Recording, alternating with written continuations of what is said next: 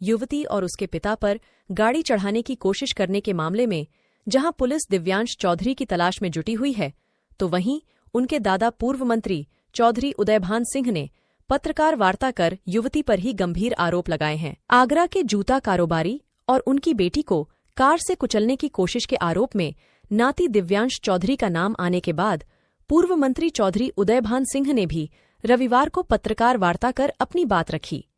उन्होंने आरोप लगाया कि युवती के आरोप गलत हैं। पूरे प्रकरण में उनका नाम गलत घसीटा जा रहा है। नाती बालिग है, उसके युवती से कई साल से संबंध थे।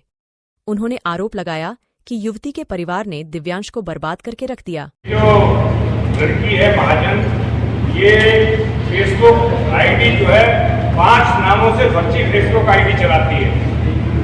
और पहली आईडी है इसकी दीपक महाजन के नाम से, इसकी आईडी चलाती है। मान्या सिंघानिया के नाम से है पहली आईडी, दूसरी अनीशा सक्सेना के नाम से है, तीसरी इसकी स्वयं अपने नाम से है, चौथी ये आईडी अपने किसी रिश्तेदार लड़की के नाम से चलाती है। इसकी सारी डिटेल जो है हमने प्रिंट निकलवाया, वो अभी मैं सबके वितरित करा दूंगा। 5 इसके बॉयफ्रेंड हैं जिनसे ये धन वसूली का काम कर रही है, उनके साथ भी सेम व्यवहार कर रही है जो मेरे भतीजे दिव्यांश चौधरी के साथ इसने किया। पहले इसने दिव्यांश चौधरी को फंसाया, उसके बाद इसने उससे अतरंगता बढ़ाई, फिर शादी का वायदा किया। जब मेरे भतीजे के रिश्ते तमाम आने लगे, अच्छे घरों से रिश्ते आने लगे, और मेरे भतीजे ने ये कहा कि मेरे रिश्ते आ रहे हैं, मेरी 25 साल की उम्र हो गई है, मैं अपने माँ के इकलौता बेटा हूँ, मेरी माँ का मेरे ऊपर निरंतर दबाव पड़ रहा है, मैं अब शादी करना चाहता हूँ, तू मेरे से शादी कर। जब इसने शादी करने से इनकार कर दिया, उस दिन से इसकी पोल खुलना लड़की की प्रारंभ हो गई। इतना निवेदन करना चाहता हूँ कि समाचार पत्रों ने विगत 5 वर्षों से 5 दिन से लगातार दिव्यांश चौधरी का दोष कम, चौधरी उदयभान सिंह का दोष बहुत ज्यादा है, क्योंकि वह उसका पौत्र है। यह समझ करके और 5 दिन से मैं बहुत निराश हूं, हताश हूं और दुखी हूं। मैंने अपने पौत्र को किसी भी तरीके से कोई बचाव करने की क्रिया प्रतिक्रिया नहीं की है। नंबर 1, बचपन से जब से मेरे पौत्र ने जन्म लिया है, तब से लेकर के आज तक मेरा पौत्र मेरे साथ नहीं रहता है। वह अपने नाना नानी के यहाँ 575 पश्चिमपुरी में रह रहा है। नंबर 3, वह 25 वर्ष की आयु का व्यक्ति है। जो गलती करेगा वह उसके साथ में भरेगा। लेकिन पत्रकार बंधुओं ने, समाचार पत्रों ने, मीडिया ने मुझको ऐसा दोषी ठहरा दिया जैसा कि सारा दोष मैंने किया है। मैं 90 तुल्य शब्दों में ये कहना चाहता हूं, ये जांच का विषय है। न तो मेरा पौत्र हत्या करने के प्रयास से गया, मेरे पौत्र के साथ उस बिटिया ने, उस लड़की ने, जो महाजन परिवार की बिटिया है, लड़की है, उसने मेरे पौत्र के जीवन को ठगा है। उसने मानसिक शोषण किया है, आर्थिक शोषण किया है, सामाजिक प्रतिष्ठा का शोषण किया है।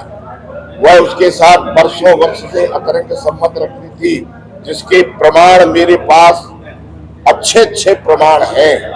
वो लगातार बातचीत करती थी, ये भी मेरे पास प्रमाण है। उसके कने अनेक नौजवान लड़कों से संबंध थे, ये भी मेरे पास प्रमाण है। पुलिस ने गलत 307 लगाई है, ये भी मेरे पास प्रमाण है। संविधान ने मुझको अपने बचाव पक्ष रखने का अधिकार दिया है। मैं न्यायालय की शरण में पहुंच चुका हूं। मैंने न्यायालय की शरण में मैं पहुंच चुका हूं। जो कानून करेगी वो उसका मैं आदर करूंगा। कानून से बड़ा कोई दुनिया में नहीं है, लेकिन मेरी प्रतिष्ठा को चोट पहुंचाना, एक तरफा समाचार देना, एक तरफा ही बोलना, ये मेरे लिए, मेरे हिस्से में, मेरे लिए बहुत बड़ा अन्याय है। मैं पूरे मीडिया से प्रार्थना करता हूं वो दोनों पक्षों को देखें, गहराई से देखें।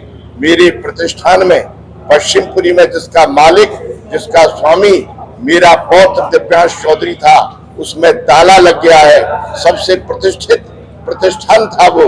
सारा शोषण, पूरा दौलत ये महाजन परिवार मेरे बेटे का खा गया, और जो कुछ भी शेष बचा है वह भी करना चाहता है, मुझे ब्लैकमेलिंग करना चाहता है। मैं फिर से कह रहा हूं, मैं न्यायालय की शरण में जा रहा हूं, पहुंच चुका हूं। जो न्याय की परिधि में है वह करूंगा, लेकिन मैंने जिस प्रकार समाचार पत्र ने मुझे एक हीरो बना दिया है, उस मामले में मेरा दूर दूर तक किसी प्रकार का कोई संबंध नहीं था। न मैं पौत्र मेरे के साथ रहता है, न मैं उसके पक्ष में खड़ा हुआ हूं।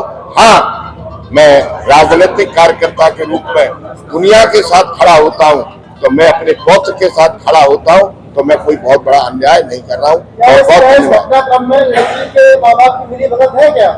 ये घटनाक्रम में लड़की के माँ बाप की माता पिता के पूरे घटनाक्रम में है, पूरे जानती थी। माता पिता ने ही सब कुछ खाया है, लूटा है, मानसिक रूप से लूटा है। महाजन को, महाजन की पत्नी को, महाजन के परिवार को, सारे लोगों को मालूम है। वो यहाँ भी दिन भर आती थी, जाती थी, बैठती थी, उठती थी। मेरा बेटा उसके घर पर घूमता था, जयपुर घूमता था, लखनऊ घूमता था, दुनिया में घूमते थे, फोटोग्राफ है। तो क्या दिव्यांश को मारने के लिए बुलाया जाता है? कैसा लगता है कि आपको? मुझे हाँ ऐसा लगता है, मुझे उल्टा लगता है कि पूरा सबक सिखाने की नीयत से उसको ब्लैकमेलिंग किया, उसको बुलाया और फिर इस प्रकार की घटना बना दी। देखिए, मैं अपने भतीजे का, दिव्यांश चौधरी का, आप सभी लोगों के माध्यम से ये कहना चाहता हूं कि पिछले 5-6 दिनों से जो निरंतर समाचार पत्रों में जो प्रकाशित हो रहा है, और हमारे परिवार को जो कि राजनीति में अपनी अच्छी प्रतिष्ठा रखता है, हम लोग सब व्यापारी हैं, नौकरी वाले हैं, मैं स्वयं प्रोफेसर हूं आरबीएस कॉलेज में, तो मैं आप सब लोगों के माध्यम से इसमें सफाई देना चाहता हूं, अपना पक्ष रखना चाहता हूं, असलियत से आपको रूबरू कराना चाहता हूं। ये जो महाजन परिवार है, ये पिछले 5 वर्षों से मेरे भतीजे दिव्यांश चौधरी का दोहन करने में लगा हुआ था। जब मेरे भतीजे ने दोहन होना बंद कर दिया, पैसे रुपए सामान देना बंद कर दिया, तो इन्होंने, उस लड़की ने मेरे भतीजे को ब्लैकमेल करना प्रारंभ कर दिया। ये घटना मेरे ख्याल से 16 तारीख की है या 15 की है, जो सीसीटीवी फुटेज वायरल हुआ है। मेरे भतीजे को साजिश करके अपने घर पर इस लड़की ने बुलाया था, और मुझे लगता है कि मेरे भतीजे दिव्यांश चौधरी की हत्या करने के इरादे से, उसे सबक सिखाने के इरादे से अपने घर पर बुलाया था। और जब वो इसके घर नहीं गया, और आपने देखा होगा सीसीटीवी फुटेज में, ये गाड़ी को बैक करके भागा है, अपनी जान बचा के भागा है। इसको ये वहां अंदेशा हो गया कि ये लोग मेरे को चोट पहुंचा सकते हैं, मेरे को जान से मार सकते हैं, तो वो गाड़ी बैक करके ये वहां से भागने में सफल रहा और इसकी जान बच गई।